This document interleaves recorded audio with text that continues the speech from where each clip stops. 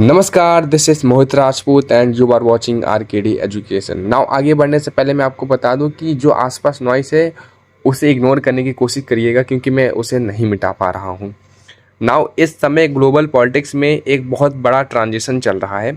दुनिया धीरे धीरे उस वर्ल्ड ऑर्डर से बाहर निकलती जा रही है जो वर्ल्ड वॉर 2 के बाद बना था।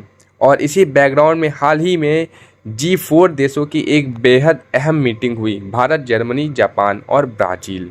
ये मीटिंग हुई म्यूनिख में। चारों देशों के विदेशी मंत्री मिले और ख़ास बात यह रही कि पहली बार इस लेवल पर, इस मंच के दौरान G4 की मीटिंग हुई।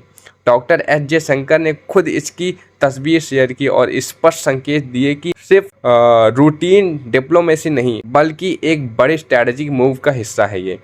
अब सवाल उठता है, G4 आखिर है क्या? G4 है जैसे G7 आपने सुना होगा वैसे, और G20 भी सुना होगा, लेकिन G4 एक ऐसा ग्रुप है जो बना ही इसलिए था चारों देशों को यूनाइटेड नेशन सिक्योरिटी काउंसिल में परमानेंट सीट मिल सके। आज यूएन सिक्योरिटी काउंसिल में जो P5 देश बैठे हैं, जैसे कि अमेरिका, रूस, चीन, फ्रांस, ये सब वर्ल्ड वॉर में जैसे जीते थे या फिर जीतने वाले के साथ में थे।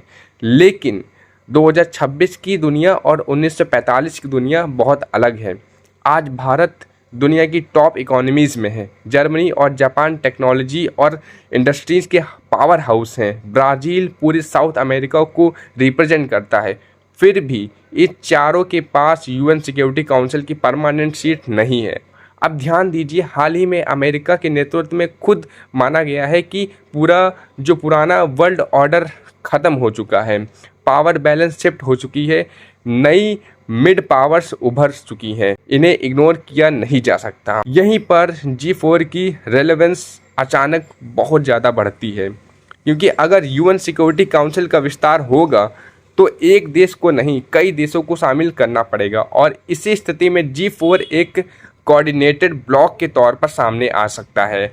दिलचस्प बात यह है कि G4 का आखिरी फुल लीडर समिट 2015 में हुआ था न्यूयॉर्क में। उसके बाद कोविड, ग्लोबल क्राइसिस और जियोपॉलिटिक्स शिफ्ट्स के चलते यह फोरम काफ़ी समय तक ठंडा पड़ा रहा। लेकिन अब जो मीटिंग म्यूनिख में हुई है वह संकेत दे रही है कि भारत फिर से G4 स्ट्रैटेजी को एक्टिव पुश करेगा। इंडिया के लिए इसका मतलब क्या है? देखिए, भारत की प्राथमिकता साफ है। यूएन सिक्योरिटी काउंसिल में परमानेंट सीट, वीटो पावर और ग्लोबल गवर्नेंस में रियल इन्फ्लुएंस। अगर सीधे नहीं मिलता तो एक रोटेशनल मॉडल भी चर्चा में आ सकता है, जहां G4 जैसे देश साझा तरीके से सीट का यूज़ करेंगे। पर परफेक्ट साधन नहीं होगा, लेकिन एक बड़ा स्टेप जरूर होगा। साथ ही अब सिर्फ यूएन सीट की बात नहीं है, यह उन वर्ल्ड ऑर्डर की बात है जो अभी बन रहा है। एक ऐसा ऑर्डर जहां अमेरिका अकेले डोमिनेट नहीं करेगा, चीन अकेला चैलेंजर नहीं रहेगा, बल्कि मिड पावर्स एक नया नेटवर्क बनेगा। और उस नेटवर्क के सेंटर में भारत हो सकता है, अगर सही समय पर सही डिप्लोमेसी पुश किया जाए। तो आने वाले महीनों में आपको G4 का नाम बार बार सुनने को मिलेगा। संभव है कि फिर से एक G4 लीडर समिट हो।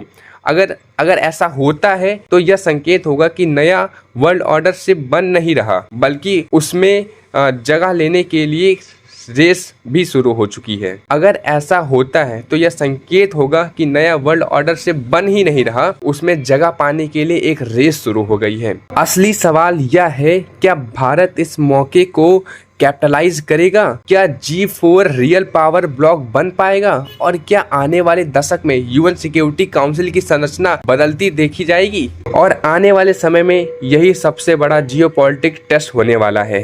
And that's the end of this video. मिलते हैं नेक्स्ट वीडियो में, तब तक के लिए जय हिंद, जय Bharat. May God's blessings with you।